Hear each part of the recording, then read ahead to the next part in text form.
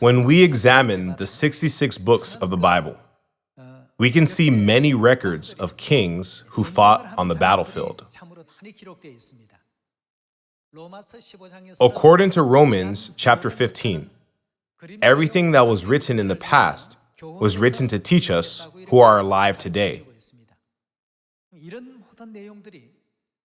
Together, let us find out what we must learn from them.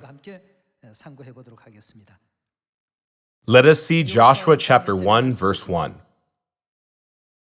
It reads, "After the death of Moses, the servant of the Lord said to Joshua, son of Nun, Moses' aide, 'Moses, my servant, is dead. Now then, you and all these people, get ready to cross the Jordan River into the land I'm about to give to them, to the Israelites. I will give you every place where you set your foot, as I promised Moses. Your territory will extend from the desert to Lebanon, and from the great river, the Euphrates, all the Hittite country, to the great sea on the west. No one will be able to stand up against you all the days of your life. As I was with Moses, so I will be with you. I will never leave you nor forsake you. Be strong and courageous, because you will lead these people to inherit the land I swore to their forefathers to give them. Be strong and very courageous. Be careful to obey all the law my servant Moses gave you. Do not turn from it to the right or to the left, that you may be successful wherever you go. Do not let this book of the law depart from your mouth. Meditate on it day and night, so that you may be careful to do everything written in it. Then you'll be prosperous and successful. Have I not commanded you? Be strong and courageous. Do not be terrified. Do not be discouraged. For the Lord your God will be with you wherever you go." As you see here in the book of Joshua, God is strengthening Joshua and the Israelite army to give them the promised land of Canaan, which is flowing with milk and honey. After this, they started their conquest to take over the land of Canaan, flowing with milk and honey. Let's turn to chapter 6, verse 1. It reads, "Now Jericho was tightly shut up because of the Israelites. No one went out, and no one came in.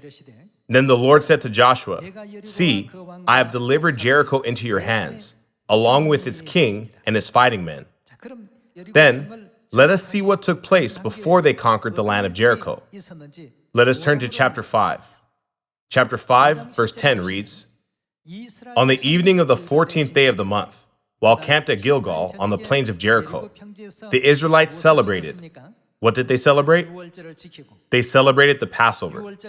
The day after the Passover, that very day, they ate some of the produce of the land, unleavened bread and roasted grain. The manna stopped the day after they ate this food from the land. There was no longer any manna for the Israelites, but that year they ate of the produce of Canaan. Now when Joshua was near Jericho, he looked up and saw a man standing in front of him with a drawn sword in his hand. Joshua went up to him and asked, "Are you for us or for our enemies?" "Neither," he replied, "but as commander of the army of the Lord, I have now come." Then Joshua fell face down to the ground in reverence and asked him, "What message does my Lord have for this servant?" The commander of the Lord's army replied, "Take off your sandals, for the place where you are standing is holy." And Joshua did so. Take off your sandals, for the place where you are standing is holy. Doesn't this imply that God was present? That is why Joshua fell face down, in order to receive the instructions for the conquest. Let us turn to chapter 6, verse 3. "March around the city once with all the armed men. Do this for 6 days. Have 7 priests carry trumpets of ram's horns in front of the ark. On the 7th day, march around the city 7 times, with the priests blowing the trumpets. When you hear them sound a long blast on the trumpets, have all the people give a loud shout. Then the wall of the city will collapse, and the people will go up, every man straight in.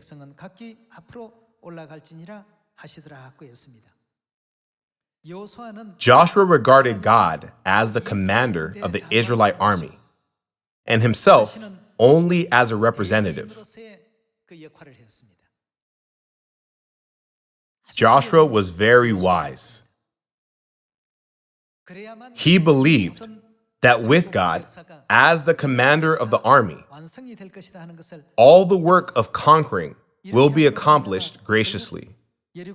Isn't this the way Jericho fell before the Israelites? We can see that victory or defeat do not depend on the size of the army.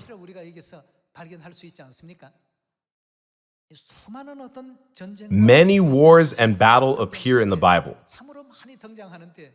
But the question is, what can we learn from them today? Isn't this all teaching us that we should always regard God as the commander of our army in the spiritual battle of this age?